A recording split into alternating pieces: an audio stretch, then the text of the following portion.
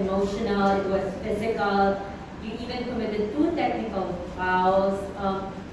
Can you take us back to those moments, the importance, the emotions? How did that all factor in this game? First and foremost, very thankful to the Lord. Glory to Him for our win today. It's a must win. And going back to your question, it's more of the competitive fire. Wanting to win, wanting to make the playoffs. Syempre, I'm a new guy, and as expected naman San Miguel, it's elite team. You can't play the playoffs without San Miguel. And for me, I really was just intense and competitive. And at the end of the day, Alec and I are friends naman off the court. Just on the court.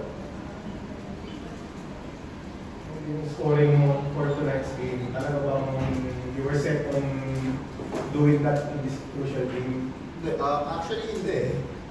Yung role ko talaga, I mean, we have Junmar, we have CJ, we have Jericho, Don Valiano, Mo, underrated scorer. We have a lot of scorers. And my role talaga, yung sinabi ko talaga ni Coach Leo, is to get everyone involved first. And then in the fourth quarter, if there's a chance I can call a pick and roll for myself, a chance to be more aggressive, then yun yung opportunity ko. Kasi I also parang medyo relatable rin kasi to sa Ateneo na, di ba, with a lot of superstars.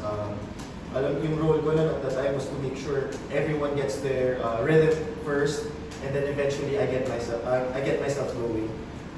Yung scoring will always be there naman eh. Para confident naman ako with myself, knowing na I can score anytime or I can create a shot for myself. But yung important dito sa team is, you know, our priority is Junmar and CJ. Yun yung priority. They've won championships together already, and I'm the new guy, and yun yung, I'm still getting my foot wet pa rin. So, that's it. Sabi niya, priority si CJ, si Junmar. Priority ko siya, point guard. Dahil he will be the one to set up and lead the team.